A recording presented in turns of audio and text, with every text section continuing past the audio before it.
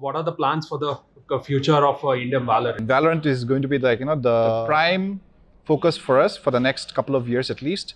And we're starting with the PC version and mobile versions as well. And we do have plans for saying how are we going to run leagues at a national level with a big payout, right, at the end of the year. And If we face a lot of ping issues, constant losses, is there any opportunity or any speculation that you can tell us that there's going to be another server in the scene? So we're going to start with the upcoming plans for the Indian Valo ecosystem. As Sir has joined the office his first day. So what are the plans for the future of Indian Valorant? all right, great question. I think I'll maybe take the first shot and maybe I'll let Ashish talk about his follow-up as well. So Valorant, I think, has defined the way that Riot Games is viewed in this region, and we were blessed to have a community that supported us so much for the last 2 years, and we have also done a little bit on our part in trying to make sure that we have been able to provide infrastructure as well as opportunities for our players, our communities, as well as our partners in this region, right? Saying this, one of the biggest things that we realized that we need to do here is to be active as a publisher in this region and make key investments in publishing, right? And the first step is, of course, to set up an office and find leaders to drive that publishing effort, right? And I have with me my colleague here, Ashish, who's today is his first day, and he is the leader who's going to drive a lot of those initiatives, especially when it comes to publishing in this region, right? And Valorant is going to be the prime focus for us for the next couple of years at least. And we're starting with the PC version, and hopefully we are able to expand the player base with mobile versions as well. And when that happens, I think you will hear and see way more things from us in this region. And I'm super excited to be able to start this journey with my colleague here. India is predominantly a mobile-first country for gaming since last 6 years, 7 years. But PC is not untouched, right? We have gamers since ages. I would say PC gamers since ages. PC would never die, and it should not die. What I'm saying that it's a big plot for mobile Valorant. All right, and earlier I remember PC gamer never used to play mobile game. Mobile gamer never used to play PC game. I think there's a very thin line now. So. And the gameplay also is very similar. Everything is same. You can also stream everything from PC and from mobile both. So things like that, and such events which is happening right now will create more impact at this. So I think next 3 years we would be seeing much more traffic on both the platforms. When I say mobile and PC, although for a gaming perspective, esport perspective, these platforms are not different. Esport is just one, so it is just the screen size. That's it. You have said you said it's a thin line, right, sir? Because Valo Mobile is going to be released in India sooner or later. It's going to be a huge market for the scene, and as well as the esports part, as well as the content creation that comes hand in hand. So when Riot released about the 2023 franchising league, will this help the tier 2 scene, like the young budding generation? Will they get the opportunity as the teams that are competing right now, like more opportunity of grassroots tournaments, something like that? Yes, obviously, the whole reason for us to expand the esports scenes with franchisees, etc., is to basically create those 3 tiers of let's say opportunities, right? So at the elite level, of course, you have franchises which are going to operate at a very different level, and we have already established best practices there when it comes to running leagues around games, right? So we are happy that we have finally been able to take Valorant out of the baby steps and playing in the bigger spaces, right? And that also opens up the opportunities for other organizations to look at how they can get into it and also become, let's say, the feeding pool for talent, right? And correct. And with that in mind, we do have plans for saying how are we going to run leagues at a national level with a big payout, right, at the end of the year. And similarly, we will definitely always be supported by our partners when it comes to TOs, organizing their own IPs, and we are very happy to be able to support all three structures, right?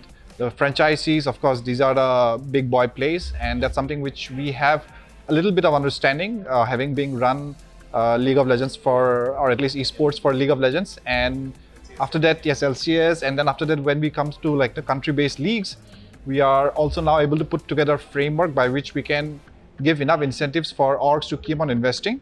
And at the same time, at the grassroots level, we definitely have partners who we are going to empower to create their own IPs and keep on growing those IPs so that it becomes an ecosystem play, right? And so we do have three different tiers catering to three different needs of the community.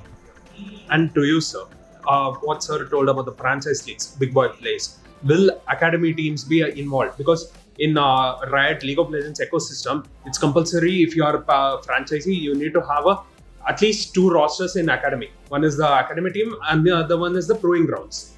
They need to have teams, at least 3 teams in the league.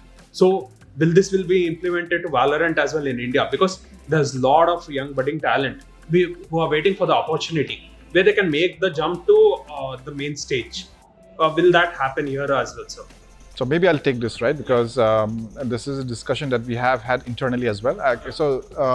While there will be guidelines on saying what is the expectations from an org that are going to be playing at the franchisee level, right? And you have to understand that the number of teams that are going to actually make it to the franchisees is going to be very limited, right? Yeah. So, I mean, like whoever makes it there will definitely have to have a presence, let's say, in other play areas of the whole ecosystem, right? So you cannot just be a franchisee owner and not think about grassroots or upcoming talent. So in that sense, I think it's a natural evolution of saying, hey, I have a roster which is the franchisee roster, but this also opens up a lot of opportunities for me to to field and play in smaller leagues, but at the same time with an eye on developing talent and also building that fan base and engagement, because at the end of the day, these are the next stars. Right, so that transition is going to happen irrespective of whether we put guidelines or not, right? It should happen. It should happen, and it will happen. I mean, because once you are once you graduate to a bigger league, you do have opening which has just opened up because your roster is not there anymore. So that basically means you are expanding your brand, and with that comes also the responsibility of creating more rosters which can feed into your elite roster, but at the same time can also be one way of your engaging with your community. So it is, while whether it becomes a guideline or not, that's a big debate, but I think it's a natural transition. So one more thing is about the another server. There's a lot of speculation that there's going to be another server in India as well, because so many teams are from Northeast as well as North India. Even for the capital city of Delhi, they face a lot of ping issues for constant losses. Is there any opportunity or any speculation that you can tell us that there's going to be another server in the scene? Okay, server is a very, let's say adding one more server is a very hard solution, right? So if you look at the way infrastructure, I'm sure Ashish coming from Geo also understands the infrastructure in India is not bad. It just needs to be optimized, right? So having a different server in the region just because some players are not facing the optimal experience is a hard solution. There are, I think, 5 different solutions by which you can optimize your existing infrastructure by partnering with telcos, by looking into saying, hey, can I install POPs? Can I optimize my existing infrastructure? All these things are on the table. And I think our team is already working to making that happen. And while I'll not say that having a different server is not on the table or a bad idea, what I'm saying is we still haven't optimized for the current infrastructure that we have for us to take the decision that this is the best decision. No, the existing infrastructure works, and I think we have been having this conversation for quite some time, saying there's still so much room for us to optimize and unlock way more experiences that are not optimal, right? From that perspective, I believe that optimization is the way before we talk of a new server for India or for the region, basically. I would be interested to hear your thoughts. I think that the country routing and the IP pool management with the telcos is the answer for that. It will happen slowly because it's not just one day job for even telco. Yes, sir. But I agree with the so when we want to optimize the network, I think there's always a scope, and after that server comes. One more thing is after sir's appointment, is there any plans of office opening in India, like with a full-fledged staff, like for better communication with the Riot itself, for Valorant LANs and everything? Because Sky Sports is currently hosting a series of LAN. If another TO wants to approach you guys or something like that, is there any system now? Something like that. Like our speculation, there's a Delhi office coming up, right? So All right, so maybe I'll make it slightly more easy. Yes, I mean, like I said, Ashish joining us is the first step towards making the team happen. And this team is going to focus on publishing, right? So which basically means that everything that comes within that ambit will have people who are going to be responsible for that discipline.